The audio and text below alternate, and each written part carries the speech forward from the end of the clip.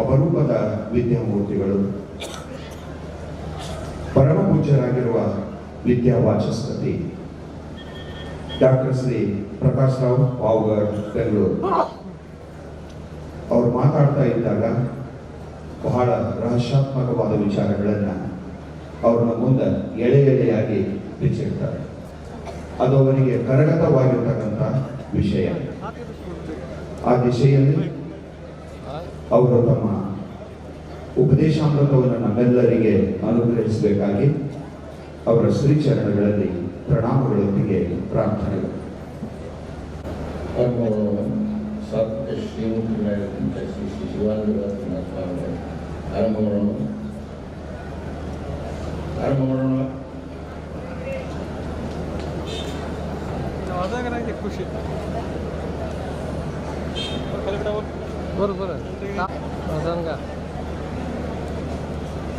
ಆಗ್ಬೋದಾ?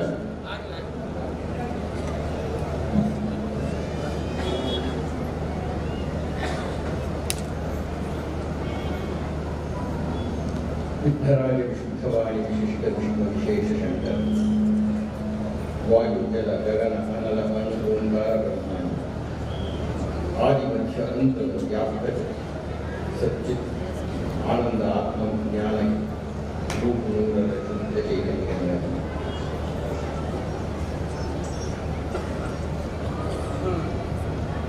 ನಿರೂಪ ಶ್ರೀಗಳಾಗಿರ್ತಕ್ಕಂಥ ಶ್ರೀ ಶ್ರೀ ಗಣೇಶ ಮಹಾಂತ ಮಹಾರಾಜರು ದಿಶಪೂರ್ವಕವಾಗಿ ಹೇಳಿದರು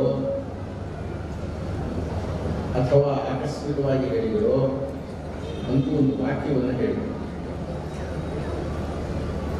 ರಹಸ್ಯವನ್ನು ಕುರಿತು ಮಾತಾಡ್ತಾರೆ. ನಿಜವಾದ ವಿಷಯ. ಯಾಕೆ ಅಂದರೆ 4ನೇ ಅಧ್ಯಾಯ ಜ್ಞಾನಯೋಗ ಮತ್ತು ಈ ವಿಶೇಷವಾಗಿರತಕ್ಕಂತಹ ಮಂತ್ರ ತದ್ವಿಧಿ ಪ್ರಣಿಪಾತೇನ ಪ್ರಶ್ನೇನ ಸಂಯಮಯ ಉಪದೇಕ್ಷಂತಿ ತೇ ಜ್ಞಾನಂ ಜ್ಞಾನಿನಃ ತತ್ವದರ್ಶಿನಃ ಅನ್ನತಕ್ಕಂಥ ಶ್ಲೋಕ. ಇದು ತ್ರಿವೇಣಿ ಸಂಗಮ ಅತ್ಯಂತ ಅಭೂತಪೂರ್ವವಾಗಿರತಕ್ಕಂಥ ರಹಸ್ಯ ಸಂದೇಶವನ್ನು ಹೊಂದಿರತಕ್ಕಂತಹ ಶ್ಲೋಕ. ಆ ಮೊದಲನೇ ಪದ ಇದೆಯಲ್ರಿ, ತತ್ ವಿಧಿ. ಆ ತತ್ ಅನ್ನೋದನ್ನು ಅರ್ಥ ಮಾಡಿಕೊಳ್ಳಬೇಕಾಗಿದ್ದರೆ ನಾವು ಹಿಂದಿನ ಒಂದು 2-3 ಶ್ಲೋಕಗಳನ್ನು ನೋಡೋದು. ಹಾಗೂ ಈ ಶ್ಲೋಕದಲ್ಲಿರತಕ್ಕಂಥ ಪ್ರತಿಯೊಂದು ಪದವೂ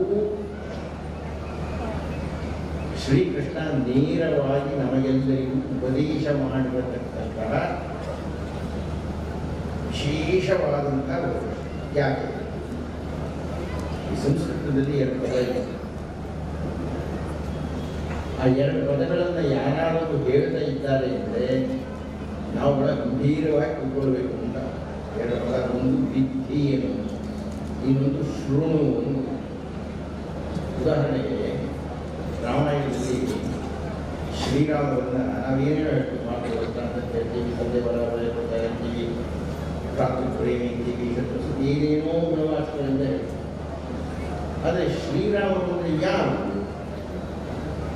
ಶ್ರೀರಾಮ ಅನ್ನತಕ್ಕಂಥ ಒಂದು ಪಾತ್ರ ತನ್ನನ್ನೇ ತಾನು ಪರಿಚಯ ಮಾಡಿಕೊಳ್ತೇವೆ ಅಂತ ಕಂಡು ವಿದ್ಧಿ ಅಂತ ಶುರು ಮಾಡ್ತಾರೆ ಶ್ರೀರಾಮ. ವಿದ್ಧಿ ಮಾಂ ಋಷಿಭಿಸ್ತುಲ್ಯಂ. ಶ್ರೀರಾಮ ಅಂದರೆ ಅರ್ಥ ಯಾರಪ್ಪ ಅಂದರೆ ಒಬ್ಬ ಋಷಿ ಅಂತ ಹೇಳ್ತಾರೆ. ಅದು ಹೇಳೋದಕ್ಕೆ ವಿದ್ಧಿ ಅಂತ. ವಿದ್ಧಿ ಕೇಳಿಸ್ಕೋ, ಅರ್ಥ ಮಾಡ್ಕೋ. ಈ ವಿಧಿ ಎನ್ನತಕ್ಕಂಥ ಪದ ಪ್ರಯೋಗ ಆಯಿತು ಅಂದರೆ ಯಾವುದೋ ಒಂದು ವಿಶೇಷವಾಗಿರತಕ್ಕಂತಹ ವಿಷಯದ ಪ್ರಸ್ತಾವ ಆಗ್ತಾ ಇದೆ ಅಂತ. ಅದರಲ್ಲಿಯೂ 4ನೇ ಅಧ್ಯಾಯದ ಜ್ಞಾನಯೋಗದಲ್ಲಿ ವಿಧಿ ಅಂತ ಹೇಳ್ತಾ ಇದ್ದಾರೆ ಅಂದರೆ ಆ ಜ್ಞಾನ ಯೋಗದ ಬಗ್ಗೆ ಹೇಳ್ತಾ ಇದ್ದಾರೆ ಕೃಷ್ಣ. ಆ ಹಿಂದಿನ ಶ್ಲೋಕಗಳಲ್ಲಿ 4 ವಿಧವಾಗಿರತಕ್ಕಂಥ ಯಜ್ಞಗಳನ್ನು ಕುರಿತು ಕೃಷ್ಣ ಉಪದೇಶ ಮಾಡಿದ್ದಾರೆ. ಭಗವದ್ಗೀತೆಯಲ್ಲಿ 18 ವಿಧದ ಯೋಗಗಳ ಪ್ರಸ್ತಾವ ದೇವರು 18 ವಿಧದ ಯೋಗಗಳಲ್ಲಿ 4ನೆಯದು ಜ್ಞಾನಯೋಗ. ಅದರ ವೈಶಿಷ್ಟ್ಯ ಏನು? ದ್ರವ್ಯಯಜ್ಞಸ್ತಪೋಯಜ್ಞ ಯೋಗಯಜ್ಞಸ್ತಥಾಪರೇ ಸ್ವಾಧ್ಯಾಯ ಜ್ಞಾನಯಜ್ಞಾಶ್ಚ ಯದಯಃ ಸಂಶಿತಕೃತಾಃ. ಏನನ್ನಾದರೂ ಸಾಧಿಸಬೇಕಾದರೆ 4 ತರಹದ ಯಜ್ಞವಿದೆ. ಒಂದು ದ್ರವ್ಯಯಜ್ಞ, 2ನೆಯದು ತಪೋಯಜ್ಞ, 3ನೆಯದು ಯೋಗಯಜ್ಞ, 4ನೆಯದು ಜ್ಞಾನಯಜ್ಞ. ಸರ್ವಂ ಕರ್ಮಾಖಿಲಂ ಪಾರ್ಥ ಜ್ಞಾನೇ ಪರಿಸಮಾಪ್ಯತೆ. ಹಿಂದಿನ ಶ್ಲೋಕ ತದ್ವಿದ್ಧಿ ಪ್ರಣಿಪಾತೇನ ಅನ್ನತಕ್ಕಂಥ ಶ್ಲೋಕದ ಹಿಂದಿನ ಶ್ಲೋಕ ಸರ್ವಂ ಕರ್ಮ ಅಖಿಲಂ ಪಾರ್ಥ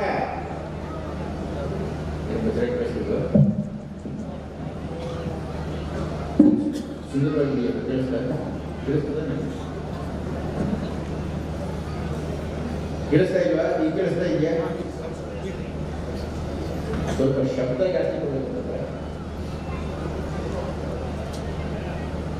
ಇಷ್ಟೊತ್ತು ಮಾತಾಡಿ ಕೇಳಿಸ್ತಾ? ಕೃಷ್ಣ 4 ವಿಧವಾದ ಯಜ್ಞಗಳನ್ನು ಹೇಳಿದ. ಒಂದು ದ್ರವ್ಯಯಜ್ಞ, ಇನ್ನೊಂದು ತಪೋಯಜ್ಞ, 3ನೆಯದು ಯೋಗಯಜ್ಞ, 4ನೆಯದು ಜ್ಞಾನಯಜ್ಞ. ಸರ್ವಂ ಕರ್ಮ ಅಖಿಲಂ ಪಾರ್ಥ ಜ್ಞಾನೇ ಪರಿಸಮಾಪ್ಯತೆ. ಆ 4 ವಿಧವಾದ ಯಜ್ಞಗಳಲ್ಲಿ ಈ 3 ಯಜ್ಞಗಳಿದೆಯಲ್ಲ, ದ್ರವ್ಯ ತಪಸ್ಸು ಯೋಗ, ಈ ಎಲ್ಲವೂ ಜ್ಞಾನದಲ್ಲಿ ಲೀನವಾಗುತ್ತೆ, ಪರಿಸಮಾಪ್ತಿಯಾಗುತ್ತೆ. ಹೀಗಾಗಿ ಜ್ಞಾನ ಯಜ್ಞ ಅಂದರೆ ಏನು? ಜ್ಞಾನ ಯೋಗ ಅಂದರೆ ಅರ್ಥವೇ ಇಲ್ಲ ಅನ್ನುವುದನ್ನ ಕೇಳಿಸ್ಕೊ, ಎಚ್ಚರಿಕೆಯಿಂದ ಕೇಳಿಕೊ ಅಂತ ಕೃಷ್ಣ ಇಷ್ಟೊಂದು ಪೀಠಿಕೆಯ ಸಹಿತ ಈ ಶ್ಲೋಕವನ್ನು ಮಂಡನೆ ಮಾಡ್ತಾ ಇದ್ದಾರೆ. ಹೀಗಾಗಿ ಆತ್ಮೀಯರೇ, 700 ಶ್ಲೋಕಗಳನ್ನು ಹೊಂದಿರತಕ್ಕಂಥ ಭಗವದ್ಗೀತೆಯಲ್ಲಿ ಎಲ್ಲವೂ ಶ್ರೇಷ್ಠವೇ, ಎಲ್ಲವೂ ಉತ್ತಮವೇ, ಎಲ್ಲವೂ ಮಹಾಮಾನ್ಯವೇ. ಆದರೆ ಅದನ್ನು ಸುಮಾರು 18-20 ಮಂತ್ರ ರೀತಿಯಲ್ಲಿ ಮಾಲಾಮಂತ್ರ ಅಂತ ಕರೀತಾರೆ. ಮಂತ್ರೋಪವೆಯಂತೆ ಇರತಕ್ಕಂಥ 18-20 ಮಂತ್ರಗಳಲ್ಲಿ ಇದೊಂದು ಪ್ರಧಾನವಾದ ಮಂತ್ರ. ಇದರಲ್ಲಿ ಶುದ್ಧ ಉಪದೇಶ ಕೊಟ್ಟಿದ್ದಾರೆ. ಈ ಪ್ರಶ್ನೆ ಮಾಡೋ ಹಾಗಿಲ್ಲ, ಇದು ಅನುಶಾಸನ ಇದ್ದ ಹಾಗೆ. ನೀವು ಹೀಗೆ ಮಾಡಿದರೆ ನಿಮಗೆ ಉಪದೇಶ ಸಿಗುತ್ತೆ. ಹೇಗೆ ಮಾಡಬೇಕು ಅಂದರೆ ತದ್ ವಿಧಿ, ಕೇಳಿಸ್ಕೋಬೇಕು. ಮೊದಲನೇದಾಗಿ ನಾವು ಅರ್ಧ ಗಂಟೆ ಮಾತಾಡಬೇಕಾಗಿದ್ದರೆ ಸುಮಾರು 10 ಗಂಟೆ ಅಧ್ಯಯನ ಮಾಡಬೇಕು. ಅಂದರೆ ಕೇಳಿಸ್ಕೋಬೇಕು, ಮೊದಲು ಓದಬೇಕು, ಅರ್ಥ ಮಾಡ್ಕೋಬೇಕು. ಮೌನದ ಮೊಗ್ಗನ್ನು ಅರಳಿ ಮಾತು ಹೊರಬರಬೇಕು. ಮೌನದ ಮೊಗ್ಗು ಅಂದರೆ ಅಧ್ಯಯನಶೀಲವಾಗಿರತಕ್ಕಂಥ ಮನಸ್ಸು. ನೀವು ವ್ಯಾಪಾರದಲ್ಲಿದ್ದೀರಾ, ವೇದಾಧ್ಯಯನದಲ್ಲಿದ್ದೀರಾ, ಮಂತ್ರಶಾಸ್ತ್ರದಲ್ಲಿದ್ದೀರಾ, ನರ್ತನ ಮಾಡ್ತಾ ಇದ್ದೀರಾ, ರಾಜಕಾರಣ ಮಾಡ್ತಾ ಇದ್ದೀರಾ, ನೀವೇನೇ ಮಾಡಿ ಮೊದಲು ಬಿದ್ದಿ, ಮೊದಲು ಕೇಳಿಸಿಕೊಳ್ಳಬೇಕು. ನಾನು ಮಾತಾಡೋದಕ್ಕಿಂತ ಮುಂಚೆ ನನ್ನ ಹಿಂದಿನವರು ಏನೆಲ್ಲ ಹೇಳಿದ್ದಾರೆ ಅನ್ನತಕ್ಕಂಥದ್ದನ್ನು ಕೇಳಿಸಿಕೊಳ್ಳಬೇಕು. ಪೂರ್ವ ಸತ್ಕವಿಗಳಿಗೆ ನಮಿಸಿ ನಾಂ ಕೃತಿವೇಳಬೇಕು ಅಂತ ಒಬ್ಬ ಕವಿ ಪ್ರತಿಜ್ಞೆ ಮಾಡಿದ. ನಾನು ಕಾವ್ಯವನ್ನು ವಿರಚನೆ ಮಾಡೋದಲ್ಲ, ಪೂರ್ವ ಸತ್ಕವಿಗಳಿಗೆ ಈಗಾಗಲೇ ಹಿಂದೆ ಏನನ್ನು ವಿರಚನೆ ಮಾಡಿದ್ದಾರೆ ಅವರಿಗೆಲ್ಲ ನಮಸ್ಕಾರ ಮಾಡಿ ನಾನು ನನ್ನ ಕಾವ್ಯವನ್ನು ಹೇಳ್ತೀನಿ. ಹೀಗಾಗಿ ಮೊಟ್ಟ ಮೊದಲನೆಯ ಉಪದೇಶ ಅಂದರೆ ಕೇಳಿಸಿಕೊಳ್ಳಬೇಕು, ತದ್ವಿಧಿ. ಎರಡನೆಯದು ಹೇಗ್ಯಾಗೋ ಕೇಳಿಸ್ಕೊಳ್ಳೋದಲ್ರಿ, ಪ್ರಣಿಪಾತೆ, ನಮಸ್ಕಾರ ಮಾಡಿ ಕೇಳಿಸ್ಕೊಳ್ಳಿ. ಸುಮ್ಮನೆ ಕೇಳಿಸ್ಕೊಳ್ಳೋದಲ್ಲ. ನೀವು ನಮಸ್ಕಾರ ಮಾಡ್ತಾ ಇದ್ದೀರಿ ಅರ್ಥ ಯಾರು ಮಾತನಾಡುತ್ತಿದ್ದಾರೋ ಅವರಿಗೆ ನೀವು ಮಾನ್ಯತೆಯನ್ನು ಕೊಟ್ಟಿದ್ದೀರಿ, ಗುರುಸ್ಥಾನದಲ್ಲಿ ಕೂಡಿಸಿದ್ದೀರಿ, ಅವರಿಗೆ ಶರಣಾಗತರಾಗಿದ್ದೀರಿ, ಅವರ ಮಾತನ್ನು ಗೌರವದಿಂದ ಆಧರಿಸಿ ಕೇಳಿಸಿಕೊಳ್ಳುತ್ತಿದ್ದೀರಿ. ನಮಸ್ಕಾರದ ವಿಶೇಷ ಗೊತ್ತ ನಿಮಗೆ? ಎಲ್ಲ ಗೊತ್ತಿದೆ. ಇದು 5 ಕರ್ಮೇಂದ್ರಿಯಗಳು, 5 ಜ್ಞಾನೇಂದ್ರಿಯಗಳು, ಜೊತೆಗೆ ಮನಸ್ಸು, ಈ 3 ಸೇರಿ 11ರ ಸಾಂಕೇತಿಕವಾಗಿ ನಾನು ನಮಸ್ಕಾರ ಮಾಡ್ತೀನಿ ಅಂತ. ಈ ಸುಮ್ಮನೆ ಉದಾಹರಣೆ ನೋಡಿ. ಆ ನಮಸ್ಕಾರವನ್ನು ಎಂಥ ಪ್ರತಿಕ್ರಿಯೆ ಕೊಡುತ್ತೆ ಅನ್ನೋದು ನೋಡಿ. ನಾನೀಗ ನಿಮಗೆ ಒಂದು 5-3 ಜನ ತಿಳ್ಕೊಂಡಿದ್ದೀನಿ. ನಾನು ನಿಮ್ಮನ್ನು ಕುರಿತು ನಮಸ್ಕಾರ ಅಂತೀನಿ, ನೀವೇನು ಮಾಡ್ತೀರಿ?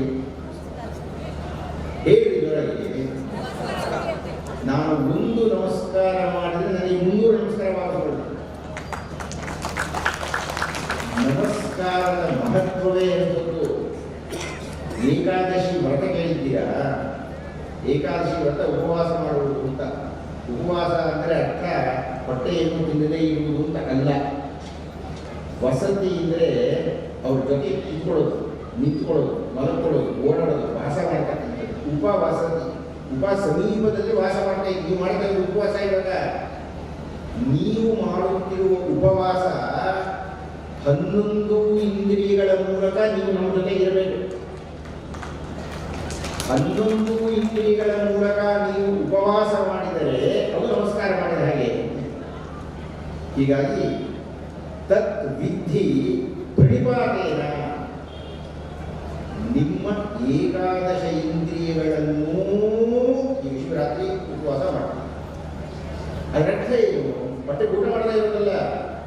ಕಣ್ಣಿನ ಮೂಲಕ ಈಶ್ವರನ ನೋಡ್ತೀರಿ, ಕಿವಿಯ ಮೂಲಕ ಈಶ್ವರನ ಸಂಗೀತವನ್ನು ಕೇಳ್ತೀರಿ, ಬಾಯಿ ಮೂಲಕ ಈಶ್ವರನ ಧ್ಯಾನವನ್ನು ಮಾಡಿದ್ರೆ 11 ಇಂದ್ರಿಯಗಳಲ್ಲಿಯೂ ಈಶ್ವರನ ವಾಸವನ್ನು ಮಾಡಿದಾಗ ಅದು ನಿಜವಾದ ಶಿವರಾತ್ರಿ ಉಪವಾಸ ಆಗುತ್ತೆ.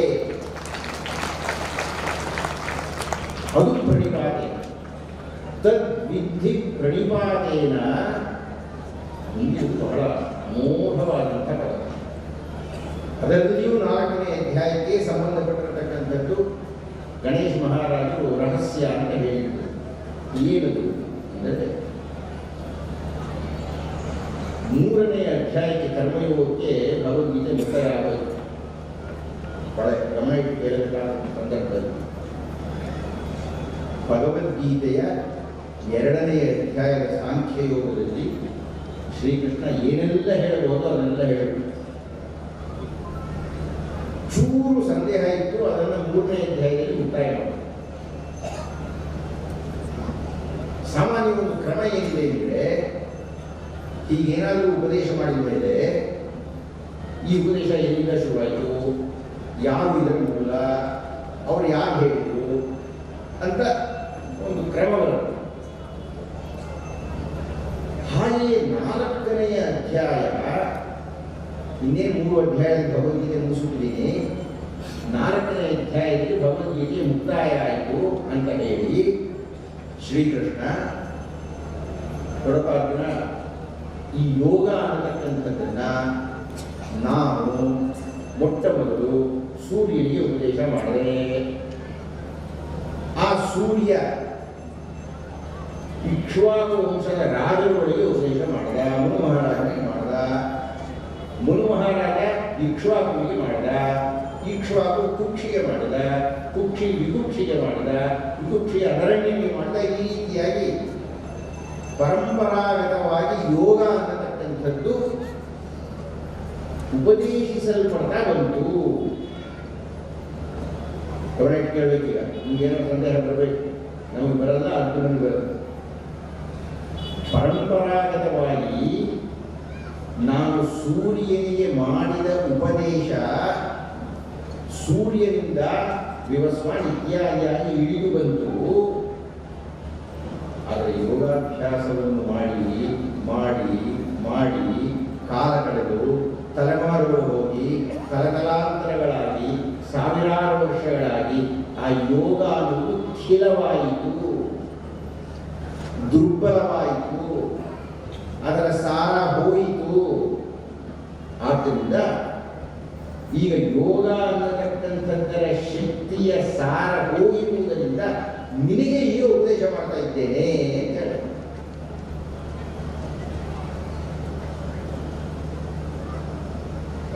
ನೋಡ್ತಾ ಇದ್ದೀನಿ ಮುಗಿಯೋದಲ್ಲ.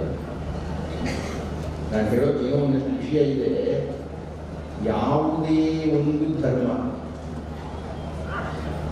ಯಾವುದೇ ಒಂದು ಸಿದ್ಧಾಂತ ಯಾರು ಅದನ್ನು ಆರಂಭ ಮಾಡ್ತಾರೆಯೋ ಆಗ ಇರತಕ್ಕಂತಹ ತೀವ್ರತೆ, ಆ ಪ್ರಭಾವ, ಆ ಶಾಖ, ಆ ಗುರಿ, ಆ ವ್ಯಾಪ್ತಿ ಕಡಿಮೆ ಆಗುತ್ತೆ.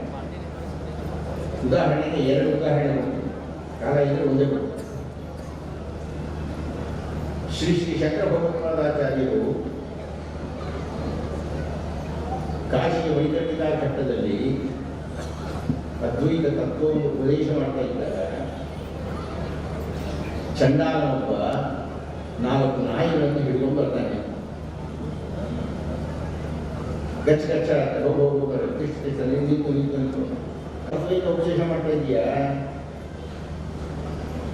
ದ್ವೈತ ಇಲ್ಲ ಅಂತ ಹೇಳ್ತಿದ್ದೀಯ, ಇಲ್ಲ ಅಂತ ಹೇಳ್ತಾ ಇದ್ದೀಯ, ಎಲ್ಲರೂ ಸಮಾನ ಅಂತ ಹೇಳ್ತಾ ಇದ್ದೀಯೇ.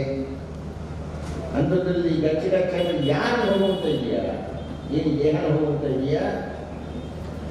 ಈ ದೇಹ ಹೋಗುವಂದ್ರೆ ನಿನ್ನಲ್ಲಿರ್ತಕ್ಕಂಥ ರಕ್ತ, ಮಾಂಸ, ಕಣ್ಣು, ಕಿವಿ, ಮೂಗು, ನಾಲಿಗೆಲ್ಲ ನನ್ನಲ್ಲೂ ಇದೆ. ಅಥವಾ ನಿನ್ನೊಳಗಿರ್ತಕ್ಕಂಥ ಆತ್ಮ ಹೋಗುವಂತ ಇದೆಯಾ ಅಂದ್ರೆ ಎಲ್ಲರಲ್ಲಿಯೂ ಒಂದೇ ಆತ್ಮ ಇದೆ. ಅದು ಶ್ರೀ ಶ್ರೀ ಶಂಕರ ಭಗವತ್ಪಾದಾಚಾರ್ಯರ ಜೀವನದಲ್ಲಿ ನಡೆದಂಥ ಒಂದು ತಿರುವು. ಅದು ಬಂದಿದ್ದಾಗ ಚಂಡಾಲ ಅಲ್ಲ, ಪರಮೇಶ್ವರನಿಗೆ ಬಂದಿದ್ದ ಇತ್ಯಾದಿ ಇತ್ಯಾದಿ ಆನಂದ ವಿವರಣೆ. ಆಗ ಶ್ರೀ ಶ್ರೀ ಶಂಕರ ಭಗವತ್ಪಾದಾಚಾರ್ಯರು ಅಮೋಘವಾಗಿರತಕ್ಕಂಥ ಮನೀಷಾ ಪಂಚಕವನ್ನು ಬರೀತಾರೆ. ಜಾಗ್ರತ್ ಸ್ವಪ್ನ ಸುಷುಪ್ತಿಷು ಸ್ಫುಟತರಾ ಯಾ ಸಂವಿಜೃಂಭತೆ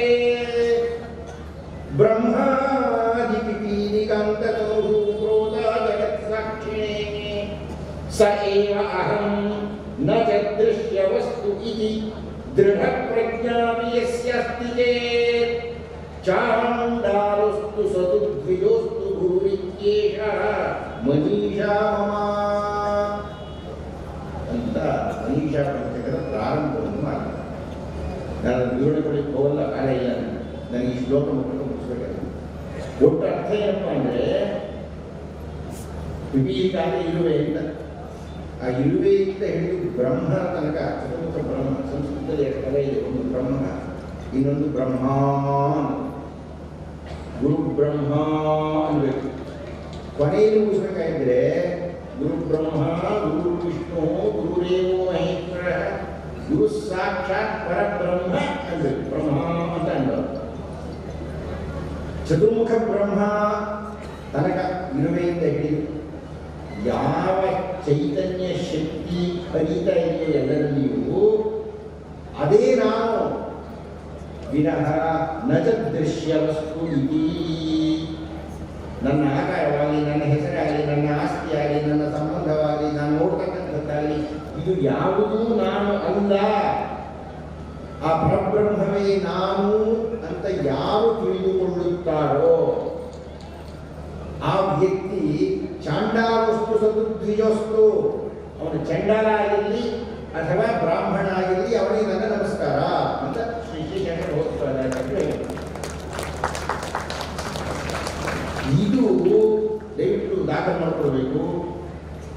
ಪ್ರಪಂಚದ ಇತಿಹಾಸದಲ್ಲಿ ಸರ್ವ ಸಮಾನತಾ ತತ್ವವನ್ನು ಘೋಷ ಮಾಡಿದ ಮೊಟ್ಟ ಮೊದಲನೆಯ ಸಾಕ್ಷ್ಯ ಜಾಗತಿಕವಾಗಿ 1200 ವರ್ಷಗಳ ಹಿಂದೆ ಸರ್ವ ಸಮಾನತೆ ಮಾತಾಡ್ತೀವಲ್ರಿ.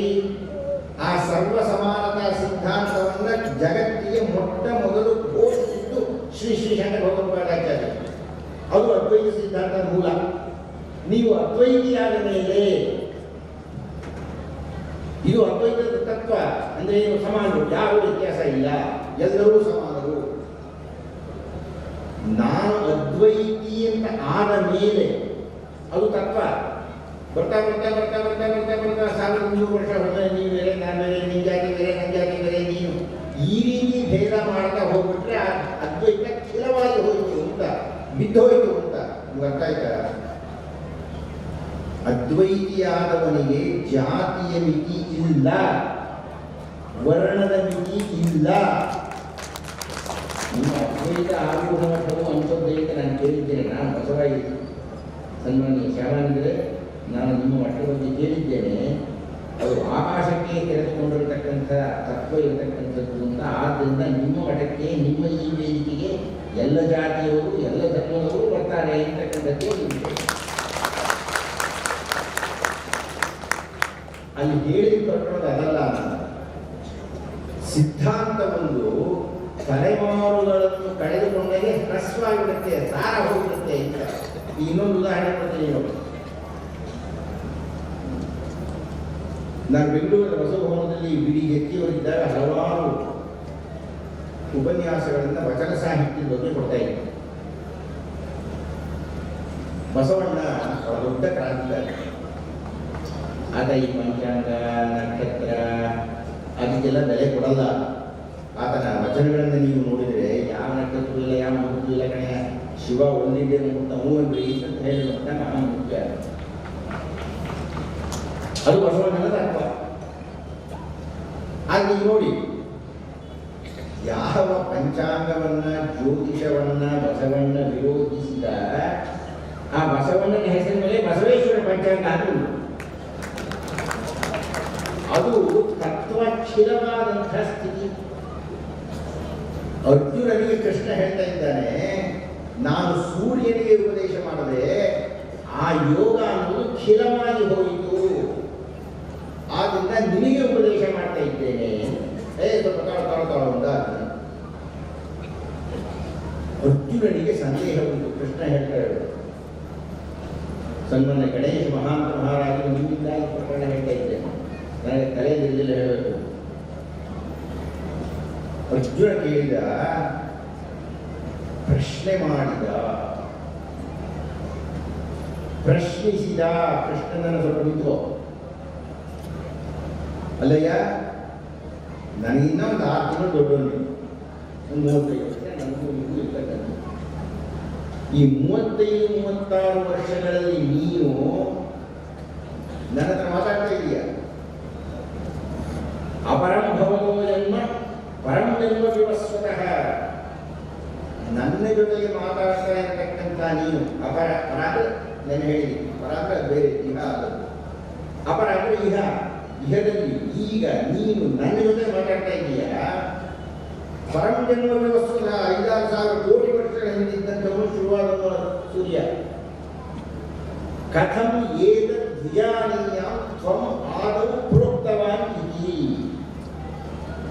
ಹಳೇದಾಗಿರ್ತಕ್ಕಂಥ ಸೂರ್ಯನಿಗೆ ಕೋಟಿ ಕೋಟಿ ಕೋಟಿ ವರ್ಷಗಳ ಹಿಂದೆ ಹುಟ್ಟಿರಬಹುದಾದಂತಹ ಸೂರ್ಯನಿಗೆ ಈಗ ಇರತಕ್ಕಂಥ ನೀನು ಹೇಗೆ ತ್ವಂ ಆದೌ ಪ್ರೋಕ್ತವಾನ್ ಇತಿ, ಅವನಿಗೆ ಹೇಗೆ ಹೇಳೋ ಸಾಧ್ಯ ಇದೆ? ನೀನು 35 ವರ್ಷಗಳ ವಯಸ್ಸಿನ ನೀನು ಕೋಟಿ ಕೋಟಿ ವರ್ಷಗಳ ಹಿಂದಿನ ಸೂರ್ಯನಿಗೆ ಹೇಗೆ ಉಪದೇಶ ಮಾಡಿದೆ ಅಂತ ಪ್ರಶ್ನೆ ಮಾಡಿದ.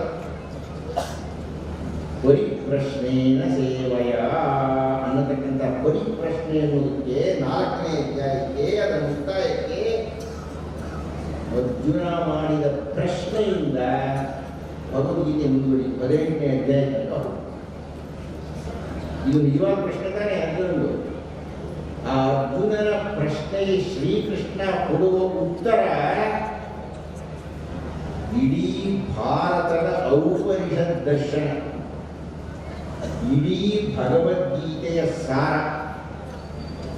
ವಿವೇಕಾನಂದರು ಅಮೆರಿಕೆಯಲ್ಲಿ ಮಾತಾಡ್ತಾ ಇದ್ದಾಗ ಪ್ರೇಕ್ಷಕರನ್ನು ಉದ್ದೇಶಿಸಿ ಮಾತಾಡುವಾಗ ಅವರು ಔರವಸ್ಯ ಪುತ್ರಾಹ ಅಂತ ಕರೀತಾ ಇದ್ರು. ನೀವು ಸಾಯಲ್ಲಿ ನೀವು ಅಮೃತದ ಮಕ್ಕಳು ಅಂತ ಹೇಳ್ತಾ ಇದ್ರು. ಆ ಥರ ಇದು ಕೃಷ್ಣ ಹೇಳಿದ ಅರ್ಜುನನಿಗೆ, ನ್ಯಾಯವಾದ ಪ್ರಶ್ನೆ ಕೇಳಿದೀಯ ನೀನು, ಸಂವಾದವು ಭಕ್ತವಾನಿದಿ ಅಂತ ಕೇಳಿದೆ. ಹೇಗೆ ಹೇಳಲಿಕ್ಕೆ ಸಾಧ್ಯ ಆಯಿತು ಅಂತ ಕೇಳಿದ್ರೆ ಉತ್ತರವನ್ನು ತುಂಬ ಗಮನ ಇಟ್ಟು ಕೇಳು.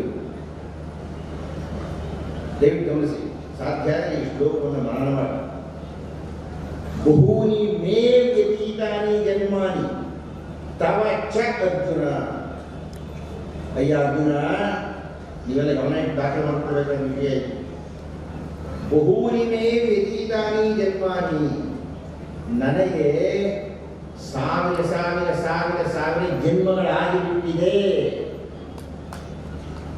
ಅಷ್ಟೇ ಅಲ್ಲ, ಚ ಮತ್ತು ತವ ಅರ್ಜುನ, ನಿನಗೂ ಸಾವಿರ ಸಾವಿರ ಸಾವಿರ ಜನ್ಮಗಳಾಗಿ ಹುಟ್ಟಿವೆ. ಅಂದ್ರೆ ನಾವು ಕೂತ್ಕೊಂಡಿದ್ದೀವಲ್ರಿ ಇಲ್ಲಿ ಕುಳಿತುಕೊಂಡಿರತಕ್ಕಂಥ ಸರ್ವರಿಗೂ ಸಾವಿರ ಸಾವಿರ ಸಾವಿರ ಸಾವಿರ ಸಾವಿರ ಜನ್ಮಗಳಾಗಿ ಹುಟ್ಟಿವೆ. ನಮಗೆ ಸಾವೇ ಇಲ್ಲ, ಸಾಯುವುದು ದೇಹವೇ ವಿನಃ ಆತ್ಮ ಅಲ್ಲ. ಅರ್ಥ ಆಗ್ತಾ ಇದೆಯಾ? ಆದರೆ ಸಮಸ್ಯೆ ಏನು ಅಂದ್ರೆ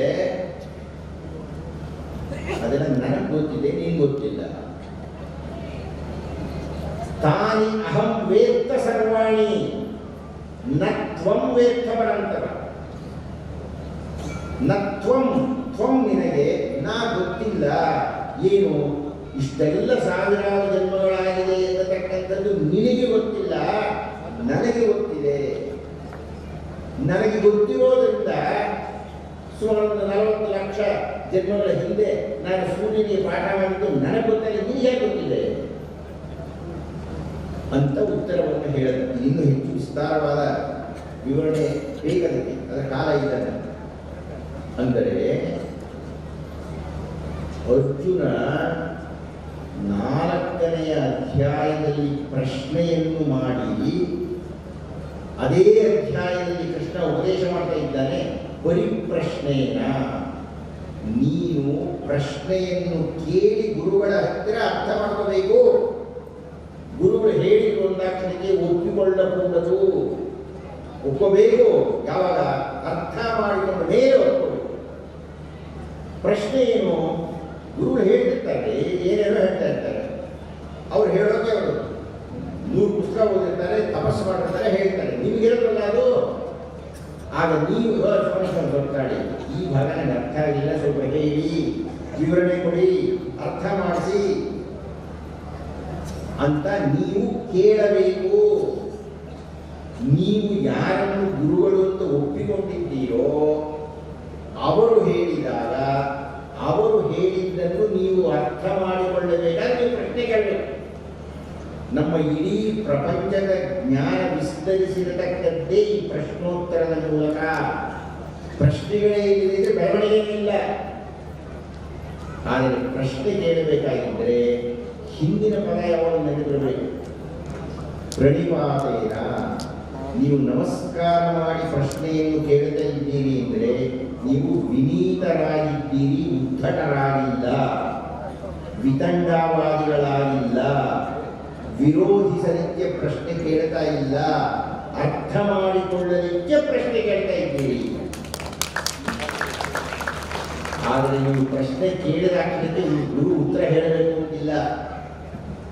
ಗುರುವಿಗೆ ಎನ್ನಿಸಬೇಕು ನೀವು ಗಂಭೀರವಾಗಿದ್ದೀರಿ ಅಂತ. ಗುರುವಿಗೆ ಎನ್ನಿಸಬೇಕು ನೀವು ಉತ್ತರ ಕೇಳಲಿಕ್ಕೆ ಸಾಮರ್ಥ್ಯ ಇದೆ ಅಂತ. ಗುರುವಿಗೆ ಎನ್ನಿಸಬೇಕು ಆತ ಕೊಟ್ಟ ಉತ್ತರ ನಿಮಗೆ ಅರ್ಥ ಮಾಡಿಕೊಳ್ಳತಕ್ಕಂಥ ಅವಶ್ಯಕತೆ ಇದೆ, ಅನಿವಾರ್ಯತೆ ಇದೆ, ಶ್ರದ್ಧೆ ಇದೆ ಅಂತ ಗೊತ್ತಾಗಬೇಕು ಗುರುವಿಗೆ. ಶ್ರದ್ಧೆ ಅಂದ್ರೆ ಅರ್ಥ ಏನಪ್ಪಾ ಅಂದ್ರೆ ಶಾಸ್ತ್ರಸ್ಯ ಗುರುವಾಕ್ಯಸ್ಯ ಸತ್ಯ ಬುದ್ಧಿ ಅವಧಾರಣಂ ಇದು ಶ್ರದ್ಧಾ ಅಂತ. ಶಾಸ್ತ್ರ ಏನೋ ಹೀಗೆ ಹೇಳ್ತಾ ಇದ್ದೀರಿ, ಗುರುಗಳಿಗೆ ಏನೋ ಹೇಳ್ತಾ ಇದ್ದಾರೆ ಅಂದ್ರೆ ಅದು ಸತ್ಯ ಅಂತ ನಂಬತಕ್ಕಂಥ ಬುದ್ಧಿ ನಿಮಗಿರಬೇಕು. ಹಾಗೆ ಇದ್ದಾಗ ಅದನ್ನು ಶ್ರದ್ಧೆ ಅಂತ ಕರೀತಾರೆ. ಶ್ರದ್ಧಾಪೂರ್ವಕವಾಗಿ ನೀವು ಪ್ರಶ್ನೆಯನ್ನು ಕೇಳಿದಾಗ ಆ ಗುರುಗಳಿಗೆ ಉತ್ತರ ಕೊಡ್ತಾರೆ. ಉತ್ತರ ಕೊಡುವಂತೆ ನೀವೇನ್ ಮಾಡಬೇಕು ಅಂದ್ರೆ ಪರಿಪ್ರಶ್ನೇನ ಸೇವೆಯ ನೀವು ಸೇವೆ ಮಾಡಬೇಕು. ಸೇವೆ ಮಾಡೋದು ನಮಗೆ ಕಾಲ ತಪ್ಪಿಕೊಳ್ಳಬೇಕು ಅಂತ ಅರ್ಥ ಅಲ್ಲ. ನೀವು ನಿಮ್ಮ ಪ್ರೀತಿಯನ್ನ, ನಿಮ್ಮ ಗೌರವವನ್ನ, ನಿಮ್ಮ ಶರಣಾಗತಿಯನ್ನ ಗುರುವಿನ ಮನಸ್ಸಿಗೆ ಅರ್ಥವಾಗುವಂತೆ ವರ್ತಿಸಬೇಕು. ಈ 4 ಅಂಶಗಳನ್ನು ಈ ಶ್ಲೋಕ ತನ್ನ ಗರ್ಭದಲ್ಲಿ ಹೊಂದಿದೆ. ಈ 4 ಅಂಶಗಳು ಯಾವ ಶಿಷ್ಯನಲ್ಲಿ ಇರುತ್ತದೆ ಉಲ್ಲೇಖ ಇದ್ದಾನೆ. ನೀನು ಸರ್ವಂ ಕರ್ಮಾಚರಣಾರ್ಥ ಜ್ಞಾನೇ ಸಮಾಪ್ಯತೆ ಅಂತ ಹಿಂದಿನ ಶ್ಲೋಕದಲ್ಲಿ ಹೇಳಿದ್ದೇನೆ. ತತ್ ಅಂದ್ರೆ ಅದು ಎಲ್ಲ ಕರ್ಮಗಳು ಜ್ಞಾನದಲ್ಲಿ ಲಯವಾಗುತ್ತದೆ ಎನ್ನತಕ್ಕಂಥ ಸತ್ಯ ಹೇಗಾಗುತ್ತೆ ಅಂತ ನೀವು ತಿಳ್ಕೋಬೇಕಾದ್ರೆ ತತ್ ಅದನ್ನು ತಿಳ್ಕೋಬೇಕಾಗಿದ್ರೆ ಗುರುವಿನ ಜೊತೆ ಕೂತ್ಕೋಬೇಕು. ಗುರುವಿನೊಡನೆ ಉಪನಿಷತ್ತಾಗಬೇಕು. ಮತ್ತೆ ಉಪನಿಷತ್ ಅಂದ್ರೆ ಅರ್ಥ ಏನು? ಉಪನಿಷತ್ತಲ್ಲಿ ಜನ ಕೂತ್ಕೊಳ್ಳೋದು. ಷತ್ ಅಂದರೆ ಕೂತ್ಕೊಳ್ಳೋದು, ನಿಷತ್ ಅಂದರೆ ಚೆನ್ನಾಗಿ ಕೂತ್ಕೊಳ್ಳೋದು, ಉಪ ಅಂದರೆ ಹತ್ತಿರ. ಯಾರ ಹತ್ತಿರ? ಗುರುವಿನ ಹತ್ತಿರ ನೀವು ಉಪನಿಷತ್ವಾದಿಗಳಾಗಿ ಕುಳಿತುಕೊಂಡು ಆ ಗುರುವನ್ನು ಪ್ರಶ್ನಿಸಿದರೆ ಆಗ ಗುರು ನಿಮಗೆ ಉಪದೇಶ ಮಾಡ್ತಾನೆ. ಉಪದೇಶಂತಿ ತೇ ತೇ ನಿನಗೆ ಜ್ಞಾನ ಸರ್ವೋತ್ತರವಾಗಿ ರೂಪಾರ್ಥ ಜ್ಞಾನೇಕ ಯಮಾಪ್ಯತೆ ಎನ್ನತಕ್ಕಂಥ ಜ್ಞಾನವನ್ನ ತೇ ನಿನಗೆ ಉಪದೇಶಂತಿ ಉಪದೇಶ ಮಾಡ್ತಾನೆ. ಯಾರು ಮಾಡ್ತಾರೆ? ಗುರು ಮಾಡ್ತಾನೆ. ಯಾವ ಗುರು ಮಾಡ್ತಾರೆ? ತತ್ವದರ್ಶಿನ. ಯಾವ ತತ್ವವನ್ನ, ಯಾವ ಸತ್ಯವನ್ನ, ಯಾವ ನಿಜದ ನೆಲೆಯನ್ನ ಅರ್ಥ ಮಾಡಿಕೊಂಡಿರ್ತಾನೋ ದರ್ಶಿನ. ಕನ್ನಡದಲ್ಲಿ ಇದೆಲ್ಲ ದೊಡ್ಡ ದೊಡ್ಡ ಪದಗಳು, ಒಂದೊಂದು ಪದವನ್ನು ಅಧ್ಯಯನ ಮಾಡೋದು ನಿಮ್ಗೆ ತಿಂಗಳು ಬೇಕಾಗ್ತದೆ. ಈ ತತ್ವವನ್ನು ಹೇಳೋದಲ್ಲ, ದರ್ಶನ ಮಾಡಿರ್ಬೇಕಾದ. ಅಂದರೆ ಬರೀ ಉಪದೇಶ ಅಲ್ಲ, ಕಣ್ಣಿಗೆ ಕಂಡಿರಬೇಕು, ದಾರ್ಶನಿಕ ಗುರುವಾಗಿರಬೇಕು. ತತ್ವದರ್ಶಿನ. ಅಂತಹ ತತ್ವದರ್ಶಿಯ ಗುರು ನಿಮಗೆ ಸಿಕ್ಕರೆ, ನೀವು ಶಿಷ್ಯರಾದರೆ, ಆ ಶಿಷ್ಯರಲ್ಲಿ ನೀವು ಶರಣಾಗತರಾದರೆ ನಿಮಗೆ ಜ್ಞಾನದ ಮಹತ್ವ, ಜ್ಞಾನದ ಉದಯ, ಜ್ಞಾನದ ಪರಿಸಮಾಪ್ತಿ, ನೀವೇ ಜ್ಞಾನವಾಗತಕ್ಕಂಥದ್ದು. ಪ್ರಜ್ಞಾನಂ ಬ್ರಹ್ಮ ಅಂತಕ್ಕಂಥದ್ದು 4 ಮಹಾವಾಕ್ಯಗಳಲ್ಲಿ ಮೊಟ್ಟಮೊದಲನೇ ವಾಕ್ಯ ಋಗ್ವೇದದಲ್ಲಿ ಬರ್ತಕ್ಕಂಥದ್ದು. ಶ್ರೀ ಶ್ರೀ ಶಂಕರ ಭಗವತ್ಪಾದರು ಉಪದೇಶ ಮಾಡಿದ ಮೊಟ್ಟಮೊದಲನೇ ಮಹಾವಾಕ್ಯ. ಅದರ ಉಪದೇಶ ಆಗುತ್ತೆ. ಹಾಗೆ ಆಗಬೇಕಾಗಿದ್ದರೆ ನೀವು ಗುರುವಿನ ಹತ್ತಿರಕ್ಕೆ ಈ 4 ಗುಣಗಳ ಸಹಿತ ಹೋಗಬೇಕು ಅನ್ನತಕ್ಕಂಥದ್ದು ಈ ಶ್ಲೋಕದ ಅತ್ಯಂತ ಪುಷ್ಟವಾದ ವಿವರಣೆ. ಇದು ಬಹಳ ದೊಡ್ಡ ವಿವರಣೆ ಬೇಕು. ನನಗೆ ಕೊಟ್ಟಿರತಕ್ಕಂಥ ಕಾಲ ಈ ಸನ್ಮಾನ್ಯ ಶ್ಯಾಮಾನಂದರು. ಆದ್ಮೇಲೆ ಇವತ್ತು ನಾನು ಈ ಉಪನ್ಯಾಸ ಹೊರಡ್ತಾ ಇದ್ದೀನಿ. ಶ್ಯಾಮಾನಂದರು ಹನುಮಂತ ಇದ್ದಾಗೆ. ಆ ಹನುಮಂತ ಶತಯೋಜನ ವಿಸ್ತೀರ್ಣವಾಗಿರತಕ್ಕಂಥ ಸಮುದ್ರವನ್ನು ದಾಟಿಬಿಟ್ಟಂತೆ.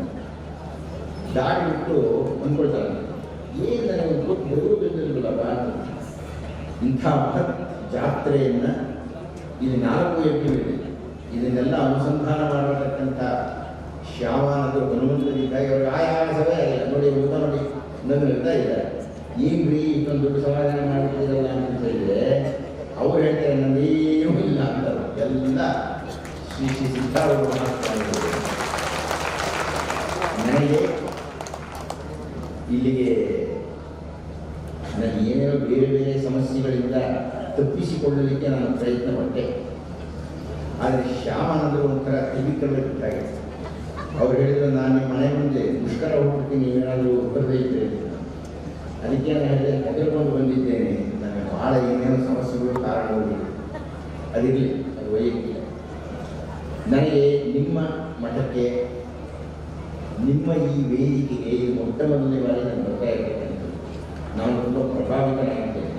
ಶ್ಯಾಮಾನಂದರೇ, ನೀವು ಕರೆದು ತುಂಬ ಒಳ್ಳೆ ಕೆಲಸವನ್ನು ಮಾಡಿದ್ದೀರಿ. ನಿಮ್ಮ ಬಗ್ಗೆ ನೀವು ಒಬ್ಬರು ನನಗೆ ಬಹಳ ಸಂತೋಷವನ್ನು ಕೊಟ್ಟಿದ್ದೀರಿ. ನನಗೆ ನಿಮ್ಮ ಯಾವ ಆಡಳಿತ ಸದಸ್ಯರ ಪರಿಚಯವೂ ಇಲ್ಲ. ಆದರೆ ಅವರೆಲ್ಲರ ಸಹಕಾರದಿಂದ, ಅವರೆಲ್ಲರ ಕಾರ್ಯಕ್ಷಮತೆಯಿಂದ ಇಂಥ ದೊಡ್ಡ ಕಾರ್ಯಕ್ರಮವೊಂದು ಸತತವಾಗಿ ನಡೀತಾ ಇದೆ. ನಿಮ್ಮ ಆಡಳಿತ ವರ್ಗದಲ್ಲಿ ನನ್ನ ಪರಿಚಯ ಇರತಕ್ಕಂಥವರು ಒಬ್ಬರೇ, ಅವರು ಸನ್ಮಾನ್ಯ DR ಪಾಟೀಲ್. ಗದಗಿನಲ್ಲಿ ನಾನು ಸುಮಾರು 25 ದಿವಸ 14 ಎಲ್ಲ ಉಪನ್ಯಾಸಗಳು ಕೊಟ್ಬಿಟ್ಟಿದ್ದೇನೆ. ಅಷ್ಟು ಸುದೀರ್ಘ ಕಾಲದ ಉಪನ್ಯಾಸಗಳನ್ನು ಕೊಡಲಿಕ್ಕೆ ಮೂಲ ನೆಲೆಯಾಗಿ ಸೆಲೆಯಾಗಿ ನಿಂತಂತವರು ಸನ್ಮಾನ್ಯ DR ಪಾಟೀಲ್. ಆ DR ಪಾಟೀಲರು ನೆಪಮಾತ್ರಕ್ಕೆ ರಾಜಕಾರಣಿ, ನಿಜವಾದ ಅರ್ಥದಲ್ಲಿ ಸನ್ಯಾಸಿಗಳು. ಹೀಗಾಗಿ ಲೌಕಿಕ ಉಡುಗೆಯನ್ನು ಕೊಟ್ಟಿರತಕ್ಕಂತಹ ಸನ್ಯಸ್ಥ ಮನಸ್ಥಿತಿಯ ಸಂತ ರಾಜಕಾರಣಿಯಿಂದ ಅವರು ಪ್ರಸಿದ್ಧರಾಗಿದ್ದಾರೆ. ಅವರು ನೆನೆ ಬಂದಿದ್ದು ಇವತ್ತು ಬಂದಿದ್ದಾರೋ ನನಗೆ ಗೊತ್ತಿಲ್ಲ. ಬಂದಿದ್ದಾರೆ. ಸೊ ನಾನು DR ಪಾಟೀಲ್ ನಿಮ್ಮ ಆಗಮನ ನನಗೆ ಬಹಳ ಸಂತೋಷವನ್ನು ಉಂಟು ಮಾಡಿದ್ದೆ. ಇಷ್ಟನ್ನು ಹೇಳಿ ನನ್ನ ಮಾತನ್ನು ಮುಗಿಸುವುದಕ್ಕಿಂತ ಮುನ್ನ ಇನ್ನೊಂದು ವಾಕ್ಯವನ್ನು ಹೇಳ್ಬಿಡ್ತೀನಿ. ನಾನು ಮೊನ್ನೆ ಇಲ್ಲಿ ಬರ್ತಾ ಇದ್ದಾಗ ಶುದ್ಧ ಕನ್ನಡದ ಅತ್ಯಂತ ಸ್ಪಷ್ಟವಾಗಿರತಕ್ಕಂಥ ಉಚ್ಚಾರಣೆಯೊಂದಿಗೆ ಒಂದು ಉಪನ್ಯಾಸ ನಡೀತಾ ಇತ್ತು. ಆ ಮೆಟ್ಟಿಲು ಹತ್ತಿಗೆ ಗೊತ್ತಾಯಿತು ಅದು ಉಪನ್ಯಾಸ ಅಲ್ಲ, ಅದು ನಿರೂಪಣೆ ಅಂತ. ನಿರೂಪಣೆಯನ್ನು ಮಾಡ್ತಾ ಇರತಕ್ಕಂಥ ಸನ್ಮಾನ್ಯ ಗಣೇಶ ಮಹಂತ ಮಹಾರಾಜರು ಈ ಊರಿಗೆ ಬೆನ್ನು ಹಾಕಿ ಕಾಡಿಗೆ ಹೋಗಿ ಒಂದು ಕುಟೀರವನ್ನು ಕಟ್ಟಿಕೊಂಡು ಮೇಲೆ ಶ್ರೀ ಶ್ರೀ ಆರೂಢ ಸ್ವಾಮಿಗಳನ್ನು ನಿಲ್ಲಿಸಿ ಕೆಳಗೆ ಅವರು ವಾಸ ಮಾಡ್ತಾ ಅವರು ನಿಜವಾದ ಮಹಾಂತರಾಗಿರುತ್ತಾರೆ. ನಮ್ಮ ಕವಿ ಬರೀತಾನೆ, ಭೂವ್ಯೋಮ ಪಾತಾಳ ಲೋಕಗಳಲ್ಲಿ ಸಂಭಾವ್ಯರೆಂದೆನಿಸಿಕೊಂಬ ಕೆಳ ದೇವರುಗಳಿಗೆ ಸೇವ್ಯರಾದ ಅಜನ ಪಟ್ಟದ ರಾಣಿ ವರದ ಕಲ್ಯಾಣಿ ಭೀಮೇ ವಾಣಿ ನನ್ನ ಮುಖದಲ್ಲಿರಮ್ಮ. ಆ ವಾಣಿ ಸನ್ಮಾನ್ಯ ಮಹಾಂತ ಗಣೇಶ ಮಹಾಂತರೇ ನಿಮ್ಮ ಮುಖದಲ್ಲಿ ವಿರಾಜಮಾನರಾಗಿದ್ದಾರೆ. ನೀವು ಒಳ್ಳೆಯದಾಗಿ ದೇವರು ಅನುಗ್ರಹವಾಗಿ ಆರೂಢರ ಸಕಲ ಕಾಲದ ಸರ್ವಾಶೀರ್ವಾದ ನಿಮ್ಮ ಮೇಲೆ. ಅತ್ತೇಳಿ ಇಷ್ಟೇ ನಾನು ಮಾತು ಮುಗಿಸ್ತಾ ಇದ್ದೀನಿ. ನೀವೆಲ್ಲ ನನಗೆ ಭಾಳ ಸಂತೋಷವನ್ನು ಕೊಟ್ಟಿದ್ದೀನಿ. ನಾನು 1000 ಉಪನ್ಯಾಸ ಮಾಡಿದ್ದೀನಿ, ಸುಮಾರು 10,000 ಉಪನ್ಯಾಸ ಮಾಡ್ತೀನಿ. ಆದರೆ ಈ ಪ್ರಮಾಣದ ಜನಸಂಖ್ಯೆ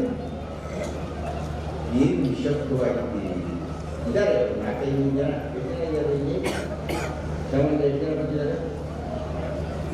ಒಂದು 2,000 ಜನ ಬಂದಿದ್ದೀವಿ. 2,000 ಮಂದಿ ಇಷ್ಟು ನಿಶಬ್ದರಾಗಿ ಈ 1 ಗಂಟೆನೇ 2 ಗಂಟೆನೇ 7 ದಿವಸದಿಂದ ನಡೀತಾ ಇದ್ದೀರಿ. ಖಂಡಿತ ಕಾಣಿಸ್ಕೊಂಡು ನೋಡ್ತಾ ಇದ್ದೀರಿ. ಅದೇ ಕಾವ್ಯಪಟ್ಟೆ, ಅದೇ ಉಪದೇಶ, ಅದೇ ಸ್ವಾಮಿಗಳು, ಅದೇ ಮಾತುಗಳು. ನೀವು ತಪಸ್ಸುಗಳ ಕುರಿತು ತಪಸ್ಸುಗಳು ಭಾವಯುಕ್ತರಾಗಿದ್ದು ಭಾವತ್ರಯವೆಲ್ಲ ಪರಿಹಾರವನ್ನು ಮಾಡಿಕೊಳ್ತಕ್ಕಂಥ ನಿಮ್ಮಂಥ ತಪಸ್ಸುಗಳಿಗೆ, ಈ ಪ್ರಮಾಣದ ತಪಸ್ಸುಗಳಿಗೆ, ನಿಮ್ಮ ತಪಸ್ಸಿಗೆ ನನ್ನ ನಮಸ್ಕಾರವನ್ನು ಹೇಳಿ ನಾನು ಮಾತುತ್ತಾ